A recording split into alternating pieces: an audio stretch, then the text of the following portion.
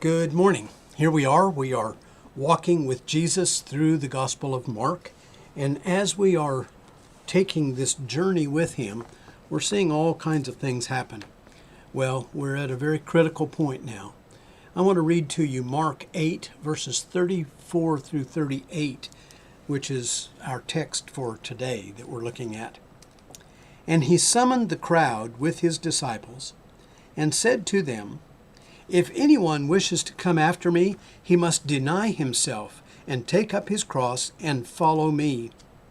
For whoever wishes to save his life will lose it, but whoever loses his life for my sake and the gospel's will save it.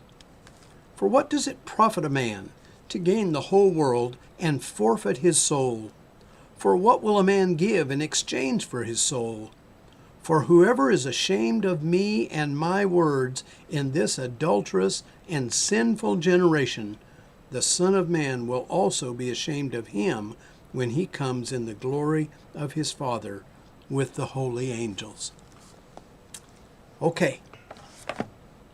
We have said that Jesus has turned his eyes towards Jerusalem. He knows what's going to happen there. And now he's getting his disciples ready for actually a bigger picture, and that is the lifelong task of discipleship without him by their side, He was telling them that their time was coming, that they were going to have to do this without him. So, at this point in Mark, he is beginning to talk to his 12 and to others in this setting about what it really means to follow him. Now notice that he did not say, "Come on, it'll be fun." He doesn't even indicate that it'll be easy. What he does is give them the most audacious, atrocious invitation that anyone has ever received. He invites them to pick up their own cross. Now keep in mind, this is before Jesus is crucified. They do not understand that he's going to be crucified.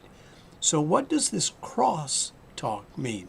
What would it have sounded like to them? Well, to them, the cross was a device for execution. It was an instrument of death. They had seen lots of crosses, and on those crosses they had seen the dead bodies or the dying lives of people who had been convicted by Roman law and were now being put to death for that conviction. There was nothing attractive about this. And yet Jesus is saying to them, pick up your cross. He didn't talk to them about how they would become famous, and he didn't talk to them about how they would attract large crowds and do amazing things. He talked to them about the cross, about dying, about giving up their lives, about putting the value of human souls above all other things in their lives, even above their own survival, and certainly way above their ease or their comfort. This invitation to them, for them to follow him in this way, picking up their cross, even when it meant that they would be suffering and dying for doing so, this was not attractive. It was hard. And that's the point. Jesus is getting down to a very hard face-to-face confrontation with what it was going to mean to be a disciple of his. They would have had to have contemplated this. I'm sure that they talked about it among themselves. But Jesus wasn't finished. At this point, then, he ended this with an ugly, well, it sounds like an ugly threat, actually. If they weren't willing to follow him because they were ashamed of him, then in judgment, he would be ashamed of them. Thus, he was telling them they would be condemned to hell. So either they give up their lives now in following him, or they give up their souls later for not following him. What is this? Is this really coming from a gentle and mild Jesus? No. And that's just the point. Jesus was not calling them to be gentle and mild when it comes to living for him. He was calling them to be strong and sacrificial and courageous. There is no room for those wanting to follow a namby-pamby Jesus.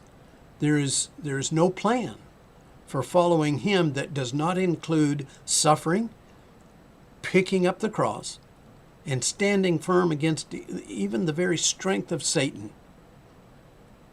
This was an amazing thing for him to say. Indeed, he was looking a few days in the future, but he was also looking far beyond that, because he was telling them that discipleship is indeed costly. It doesn't come cheap. It doesn't come easy. It's a very real, lifelong commitment. And it is a call for a conviction that will surely end in the consummation of their lives, even as much as those Roman citizens were being executed on the cross. Well, there's one more thing here, and the real kicker of this passage. This invitation wasn't just for them. It's also for us. Pick up your cross today. We'll talk some more tomorrow. Bye. They resound with God's own heart. Oh, let the ancient words impart. Words of life, words of hope.